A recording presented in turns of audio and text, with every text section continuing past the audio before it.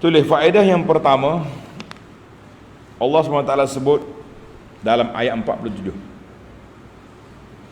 was-samaa'a banainaha bi'aidin wa inna lamusi'un. Sesungguhnya langit itu kami dirikan, kami binakan dengan kekuasaan kami dalam bentuk binaan yang kukuh rapi, dan sesungguhnya kami adalah mempunyai kekuasaan yang luas tidak terhingga. Luas sangat-sangat. Tulis para pelajar, ayat ini Allah Ta'ala nyatakan kepada kita as-sama' mabniyatun. Langit itu satu binaan langit. Izan hiya ajram, mana dia tu ada binaan.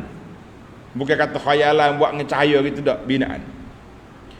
Wala syakka fi hadha. Jadi tidak ada syak lagi. Wa fihi dilalatun, dalam ayat ini menjadi dalil yang jelas bahawa apa yang disangka oleh puak-puak mulhid yang kafir, bahawa langit itu sekadar fadha' ni kosong, tak ada apa, itu je langit. Langit itu ada binaan. Langit itu ada binaan, sebagaimana disebut oleh Allah Azza wa dalam Al-Quran banyak kali. Tuhan kata bina. Tengok dalam ayat ini, was-samaa'a banainaha, kami bina. Dalam surah Asy-Syamsi ayat 5, was-samaa'i wa ma banaha, langit dan binaannya. Surah An-Nazi'at ayat 27, amis-samaa'u banaha, bukankah langit itu kita binakan dia. Dalam surah Ghafir ayat 64 Allah kata, Allahul ladzi ja'ala lakumul arda qarara was-samaa'a binaa'a. Naknya langit itu satu binaan. Baik, timbul lagi mal hikmatu fi, apa hikmahnya Allah buat langit itu binaan. Kalau kita tengok dalam internet ke cari tentang binaan langit, dia nampak langit itu bertingkap.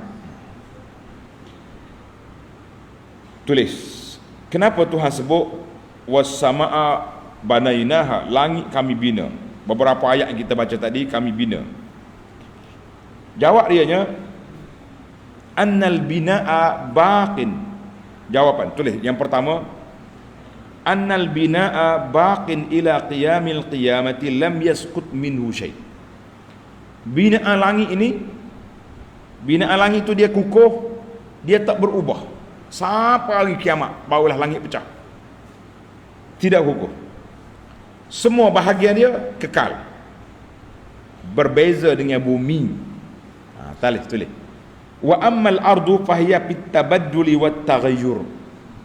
Bumi ni dia akan berubah sebagaimana hamparan yang kita hampar, kapek kita ni, kita boleh lipat, kita boleh gulung, boleh pindah.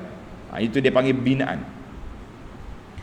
Maka langit itu seperti binaan yang kukuh, yang tak boleh diusik, tidak berubah. Allah sebut dalam surah An-Naba, Tuhan kata sab'an shidada, langit itu 7 langit yang kukuh, tak berubah. Ada pun bumi, dia boleh berubah. Hari ini dia jadi darat, esok jadi laut. Berapa? Sekarang ni berapa banyak negeri-negeri yang tak cukup tanah, dia tambak, dia ambil bumi, dia tambak laut, jadi bandar. Jiran kita ya, coba contoh Singapura, dia tadi kata tanah tak luas, dia pun tambur, ambil pasir buat darat. Dan waktu tsunami dulu, dengan tsunami, ingat beberapa tahun yang lepas tsunami, bila tsunami mari kuat, dia punya gelombang ni berubah. Ada pulau yang di sini, ada di sini, ada dulu sungai kot ni, sekarang ni pusing kot ni. Itulah itu dipanggil bumi kal firash, seperti hamparan. Tapi langit tak akan berubah. Berubah hari kiamat baru berubah. Satu. Hikmah yang kedua, annas sama' tura kal qubbati. Langit itu kita tengok macam kubah, macam dom dok atas dia. Wal ardu mabsutatun madhuwatun. bumi ni dihampar dan boleh digulung, dilipat. Maka wal bina'ul bil marfu' al yaqqa, binaan di atas tu lebih kukuh. Rafa'a samkaha, Allah sebut dalam An-Nazi'at ayat 28, rafa'a samkaha, Allah Ta'ala angkat dia punya kukuh, dia punya binaan. Maka kita faham di sini bahawa Allah Ta'ala yang bina langit itu kukuh, dia tidak berubah, berbeza dengan bumi. Bumi ni boleh berubah. Sekali sungai ikut ni, sekalinya korek dia pusing ikut lain pula. Sekali mari tsunami, dia berubah landscape dia. Ada kalanya bumi ni jadi dari laut, kalau kemudian ditambah oleh orang jadi darat, dia bumi berubah. Allahu Akbar. Itu di antara hikmah Allah Ta'ala ajar kepada kita kenapa disebut langit kukuh. Langit tidak berubah, yang berubahnya bumi. Allah, ini semua ni hikmah Allah Ta'ala nak suruh kita kaji tentang bumi, tentang langit, tentang kekuasaan Allah Azza wa Jalla. Allah pun sebut berapa kali, was-sama'a banainaha bi'aidin. Banainaha, Tuhan kata aku bina dia. Dia tak kata banai Tuhan, aku bina. Banaha Allah, tak, dia kata banainaha, menunjukkan bahawa ada tasyrik, tidak ada sekutu yang buat. Banainah, aku yang buat, Allah Ta'ala saja buat. Allah Ta'ala yang mentadbirkan langit dengan bumi.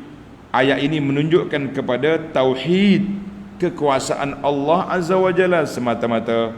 Kita kata alhamdulillah, Allah Ta'ala beri anugerahkan kepada kita dapat tengok langit, dapat tengok bumi. Bumi boleh dilipat, langit tidak. Baik, kita pindah kepada ayat yang kedua. Faedah yang kedua, Tuhan kata apa? Was-sama'a wa inna lamusi'un. Masih lagi ayat 47. Wa inna lamusi'un, dan kami perluaskan dia. Luaskan kekuasaan dengan minum musi'un. Tadi kita dah sebut 3 makna musi'un.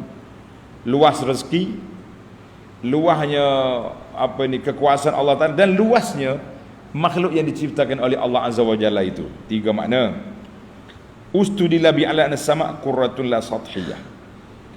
Jadi langit itu, langit lah Allah Ta'ala ciptakan langit. Wa inna lamusi'un, makna luas langit tu, sangat luas.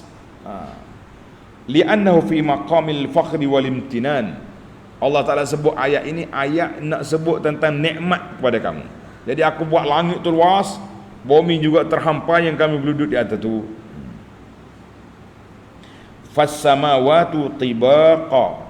Tibaq maknanya bertingkat-tingkat, berlapis-lapis. Wahidatun fawqal ukhra, wahidatun fawqal ukhra, satu-satu naik. Kullama irtafa'at fis samawati ittas'at. Jadi langit lah makin tinggi, makin luas, makin luas. Jadi dia macam gitu. Dia naik. Comel. Jadi nantilah balik ni tengok dalam internet gambaran tentang kedudukan langit itu. Gambar dia. Jadi Allah Ta'ala perluas di sini supaya kita nampak kesan penciptaan makhluk itu, yang kita boleh tengok dengan mata kita, yang kita boleh saksi dengan kepala kita, yang kita boleh tengok melalui alat-alat moden yang kita tunjuk, ahli-ahli palak mereka ni. Untuk apa? Untuk kita nak menguatkan pegangan kita bahawa betapa agungnya Allah Azza wa Jalla dalam penciptaan dia. Betapa agungnya Allah Ta'ala dalam penciptaan. Tidak mudah. Kalau tengok gitu je lah, kena tengok.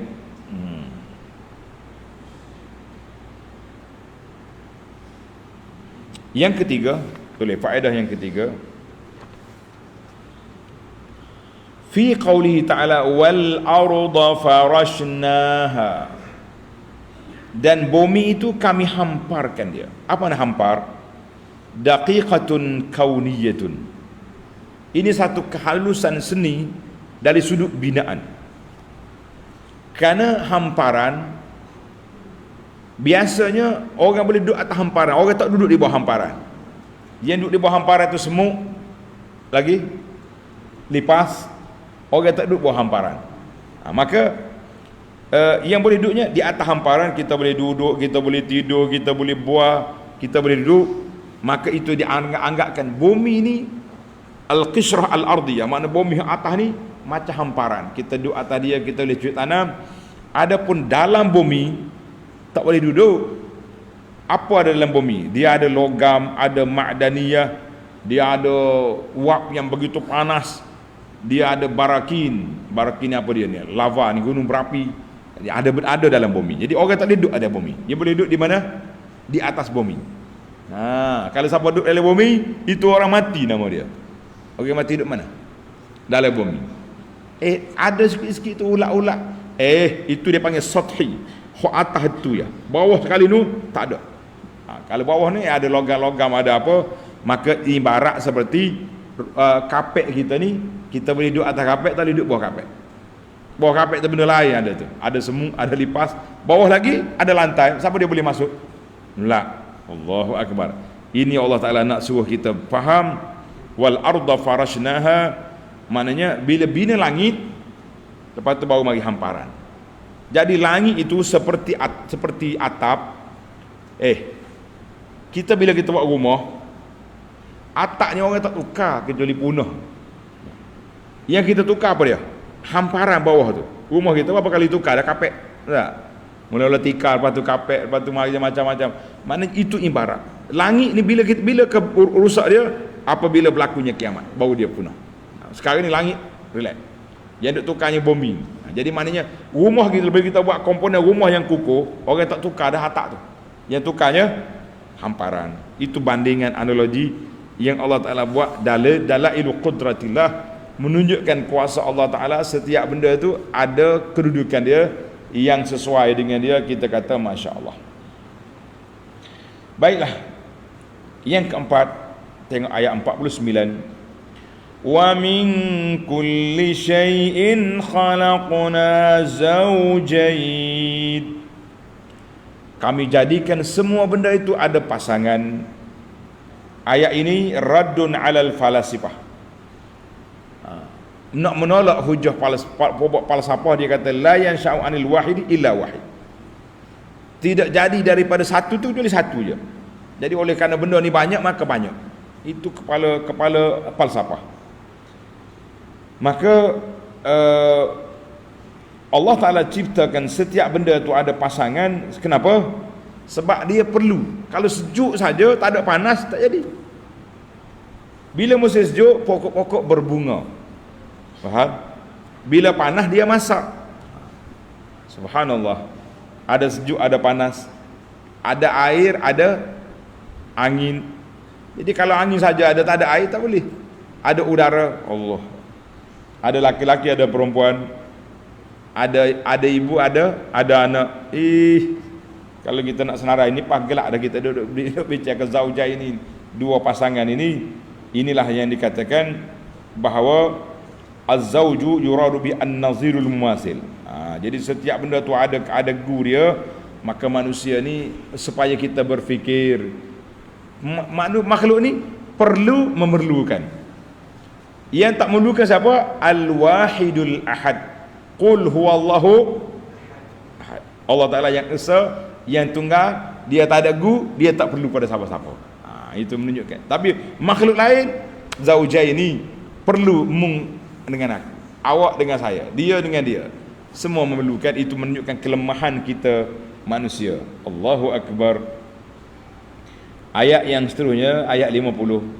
Fafirru ilallah. Berlarilah kamu, kembalilah kamu kepada Allah. Maka segeralah kamu kembali kepada Allah dengan bertaubat. Fafirru. Ayat ini menunjukkan imba'un an sur'atil ihlak. Cepat. Sebab binasa itu cepat. Kebinasaan itu datang segera. Kalau kamu nak selamat, lari cepat kepada Allah Azza wa Jalla. Jangan tunggu. Tak apa, kita buat maksiat hari ni, nanti 3 bulan lagi kita pergi Mekah. Mu tahu awak hidup 3 bulan lagi? Tahu tak tahu? Tak tahu. Habis firru. Kita bersalah, kita berdosa pada bersalah siang hari, taubat terus malam tu, jangan tunggu besok. Bersalah malam tadi, pagi ni kita bertaubat, jangan tunggu malam.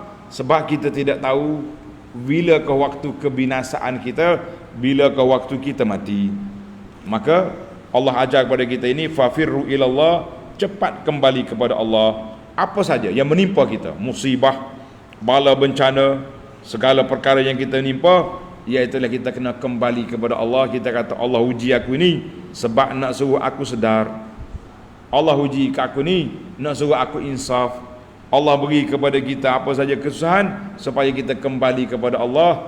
Allah takdirkan kita tersalah melakukan dosa dan maksiat, kita cepat kembali kepada Allah dengan bertaubat. Jadi alhamdulillah, fafirru ilallah, kembalilah kepada Allah Azza wa Jalla. Tadi saya dah sebut kata-kata ahli fikir di kalangan ulama. Dia kata takut kepada makhluk kita lari daripadanya, takut kepada Allah kita berlari kepada Allah. Fafirru ilallah dengan beriman, taubat, istighfar, melakukan ketaatan dan meninggalkan segala larangan. Jadi alhamdulillah para jemaah sekalian, mudah-mudahan kita ni termasuk di kalangan orang yang sentiasa berlari kepada Allah, berlari kepada Allah, melakukan ketaatan. Dengar aja benda baik, lompat terus pergi. Jangan tunggu biarlah dulu, nantilah dulu, akhir kali mati tak ada nak buat benda baik. Subhanakallah. Jadi tamatlah dulu perbincangan kita. Untuk kali ini insya-Allah kita akan sambung lagi perbincangan kita dalam ayat 52, ayat 52 dalam